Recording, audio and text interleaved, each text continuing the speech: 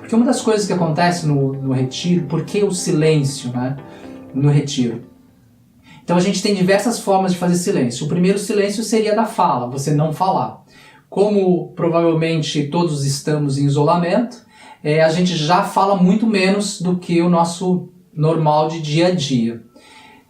A segunda forma de silêncio seria o silêncio de gestos, né? Então, às vezes, você, por exemplo, você está em silêncio, você ainda consegue, tipo, você vai comer, para, não quero, né? Você consegue fazer alguns sinais que ainda é uma forma de se comunicar. Então, durante o retiro, a gente também busca não fazer sinais com mãos, nenhum sinal. E existe uma outra forma de fazer silêncio, que é o silêncio visual, trocar os olhares, né? Se você olha para uma pessoa, ali você já está passando um monte de informação, né? Um simples olhar pode dizer muita coisa.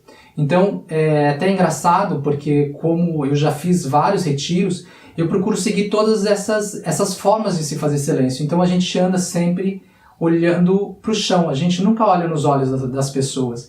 Então, às vezes, você passa 10 dias com as pessoas ali naquele mesmo ambiente, mas você ainda não olhou no rosto de ninguém.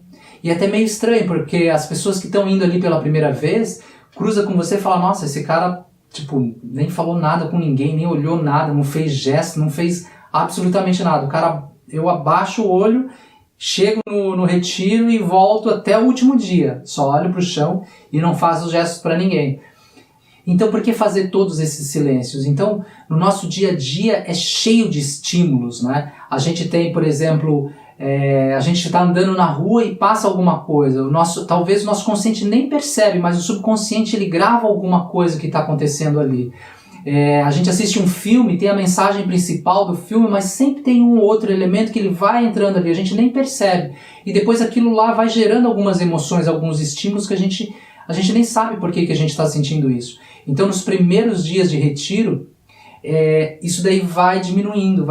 E sua mente ela vai se concentrando e vai se acalmando cada vez mais. Então, durante a meditação, aquelas suas sensações que você tem, por exemplo, de desconforto, de desprazer, de repente um desejo de comer alguma coisa, você consegue observar ela melhor, porque não tem tantas distrações, você consegue ter os objetos de concentração mais claros. Eu costumo dizer que o pequeno fica grande e o grande fica pequeno. Então, pequenas sensações que você tem no corpo, você consegue observar ela melhor. Antigamente você tinha essas coisas e você nem sabia que elas estavam ali dentro. Então, durante esse período também de isolamento, de quarentena, você vai sentir coisas que provavelmente você nem sabia que estavam ali dentro. Eu já fiz alguns retiros na minha vida, de 10 dias.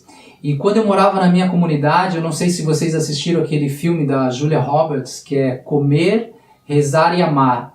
Ela chega numa comunidade na Índia, ela faz entre essas viagens, ela chega na Índia e tem uma comunidade lá. E nessa comunidade, ela vai dividir o quarto com uma outra mulher. E essa mulher tem um crachá escrito silêncio. E foi muito interessante porque eu já morava na Índia quando eu assisti esse filme. E quando eu também cheguei nessa comunidade, eu vi que algumas pessoas tinham esse crachá com esse silêncio. Eu falei, o que era isso, né? Daí eles me explicaram que também haviam algumas pessoas que faziam uma vez por semana silêncio. Eu achei aquilo sensacional, né? Tinha acabado de voltar também de um retiro de meditação, a minha experiência foi sensacional. E aí eu comecei a aderir também isso nas minhas práticas. Então, um dia da semana, toda terça-feira, eu fazia um dia inteiro de silêncio. E somado a isso, eu também, conversando com as pessoas, elas me falaram que elas faziam um dia de jejum na semana, né? E aí eu também aderi a um dia de jejum na semana. A gente fazia mais ou menos, eu jantava na segunda-feira, aí ficava no outro dia café da manhã, almoço e jantas, sem comer, e só ia comer no café da manhã do outro dia. Então ele dava quase que um dia e meio de jejum. E foram práticas assim excelentes para eu poder me conhecer, poder conhecer o que era essa fome. Porque quando você também fica sem comer, o que acontece? O quanto a gente come porque a gente precisa se alimentar, e quanto a gente come por prazer, e quanto a gente come para cobrir alguma sensação ou alguma emoção que a gente tem. Então imagina que um dia você está estressado, está nervoso, está com alguma coisa, de repente você fala, então eu vou comer algum negócio aqui para dar uma relaxada. exatamente isso, quando você está no seu dia de jejum e no seu dia em silêncio, quando você sente isso, acha que eu vou comer alguma coisa para fazer isso passar. Aí você se pergunta, mas o que é isso? O que é isso que tem dentro de mim que está me incomodando tanto, que me faz ou que me obriga a ir comer? E aí você começa a mergulhar mais profundamente em todas essas coisas que estão aí dentro de você.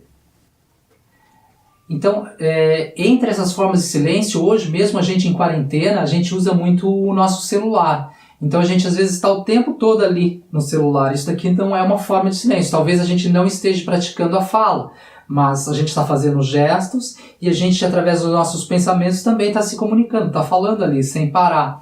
Então o celular, por exemplo, nos últimos dias eu tenho usado cada vez menos o celular. Eu já tenho uma certa dificuldade de ficar usando mídias sociais e tudo mais, porque não é uma coisa que eu uso regularmente.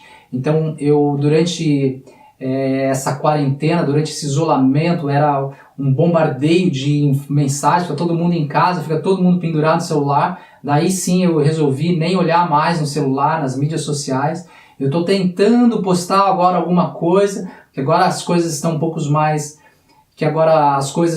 mais calmas. Daí eu acho que é um momento que as pessoas estão começando a mudar a forma de pensar, mudar a forma de se comunicar. Então eu vejo que agora é o momento de começar a mandar algumas mensagens mais positivas também. Mas o celular é uma forma da gente se manter conectado. Só que você também tem que entender qual é essa sua relação que você tem com esse aparelho e qual a sua dependência dele, o que você está cobrindo de dentro de você.